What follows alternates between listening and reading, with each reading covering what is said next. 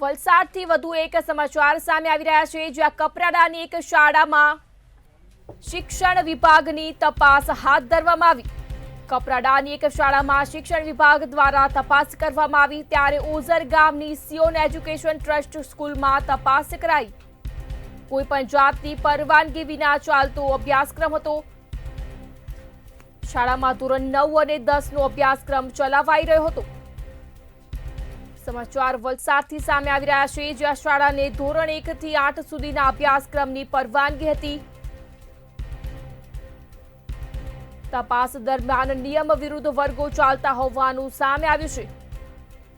વલસાડ જિલ્લા શિક્ષણ વિભાગ દ્વારા કારણદર્શકની નોટિસ પણ અપાઈ છે। કોઈ પણ જાતની પરવાનગી વિના અભ્યાસક્રમ ચાલતો હતો। સમાચાર વલસાડથી સામે આવી રહ્યા છે, જ્યાં શાળામાં ધોરણ 9 અને 10 નો અભ્યાસક્રમ ચલાવાઈ રહ્યો હતો, જ્યારે શાળામાં ધોરણ 1 થી 8 સુધીના અભ્યાસક્રમની પરવાનગી હતી। સમગ્ર સમાચાર વલસાડથી સામે આવી રહ્યા છે, જ્યાં કપરાડાની એક શાળામાં શિક્ષણ વિભાગ દ્વારા તપાસ હાથ ધરવામાં આવી। ઓઝર ગામની સિયોન એજ્યુકેશન ટ્રસ્ટ સ્કૂલમાં તપાસ કરવામાં આવી, જ્યાં કોઈ પણ જાતની પરવાનગી વિના અભ્યાસક્રમ ચાલતો હતો।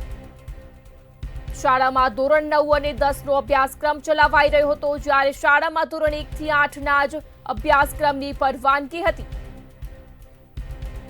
આ મામલે જિલ્લા શિક્ષણ વિભાગ દ્વારા તપાસ હાથ ધરવામાં આવી। તપાસ દરમિયાન નિયમ વિરુદ્ધ વર્ગો ચાલતા હોવાનું સામે આવ્યું હોય છે। સમાચાર વલસાડથી સામે આવી રહ્યા છે, જ્યાં જિલ્લા શિક્ષણ વિભાગ દ્વારા કારણદર્શક નોટિસ પણ આપવામાં આવી છે। કોઈ પણ જાતની પરવાનગી વિના અભ્યાસક્રમ ચાલતો હતો। શાળામાં ધોરણ 9 અને 10 નો અભ્યાસક્રમ ચલાવાઈ રહ્યો હતો। શાળાને ધોરણ 1 થી 8 સુધીના અભ્યાસક્રમની જ ફક્ત પરવાનગી હતી।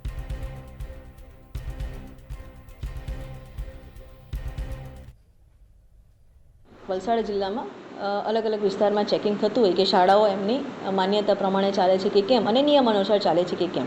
તો આવી જ ચેકિંગ દરમિયાન અને એક વાલીની ફરિયાદના અનુસંધાને સિયોન એજ્યુકેશન ટ્રસ્ટ ઓઝરમાં અને તાલુકા કપરાડામાં ચાલી રહી છે, જ્યાં 1 થી 8ની માન્યતા ધરાવે છે અને 9-10ના બાળકો પણ ત્યાં અભ્યાસ કરી રહ્યા છે।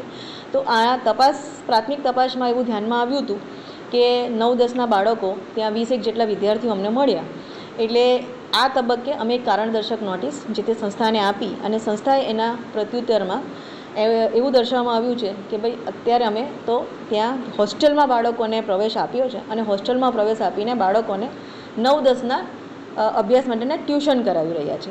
આમ તો સંસ્થાની અંદર સંકુલની અંદર આ રીતે ટ્યુશન ચલાવવા એ પણ ગેરકાનૂની છે, તો એ પણ નિયમનો ભંગ જ છે। તો આ રીતે આ સંસ્થા કરી રહી છે, તો એના પર અમે નિયમ અનુસારની પ્રક્રિયા હાલ અમારી તપાસને ચાલુ છે। સૌથી મોટો ગંભીર પ્રશ્ન જ આ છે વિદ્યાર્થીઓના ભવિષ્ય સાથેનો, કારણ કે અત્યારે જે એક વાલીની ફરિયાદ આવી છે અને વાલીનું સ્ટેટમેન્ટ પણ અમે લીધું છે, તો વાલીનું કહેવાનું એવું છે કે જ્યારે એમણે 9મા ધોરણમાં પ્રવેશ લીધો હતો ત્યારે એમણે રેગ્યુલર શાળામાં જ અભ્યાસ કરવા માટે મૂક્યા હતો। સાચું જણાવો તો એ વિવાદ નથી અમારા હિસાબે। ખાસ કરીને આ જે પ્રશ્ન થયો છે એ પ્રશ્ન કદાચ ટેકનિકલ એક અમારા જે એરર્સ હતા એના લઈને થયો છે, પણ આ વિવાદ નથી। એમાં શિક્ષણ શાખાએ તરફથી જે પણ તપાસ કરાવડાવી છે એમના તરફથી જે પણ આવ્યું છે એમનો જે અમને કારણદર્શક નોટિસ આપી હતી અમે પણ એમને જવાબ લેખિતમાં આપી દીધો છે અને એમના તરફથી જે પણ સલાહ સૂચનો મળશે અમે માન્ય રાખશું અને એ મુજબ અમે ચલાવશું। એમાં ખાસ કરીને નોટિસ તો એ જ હતું કે 1 થી 8ની મંજૂરી છે અને 9મા અને 10મા ધોરણના જે બાળકો છે એમને લઈને જ પ્રશ્નો હતા।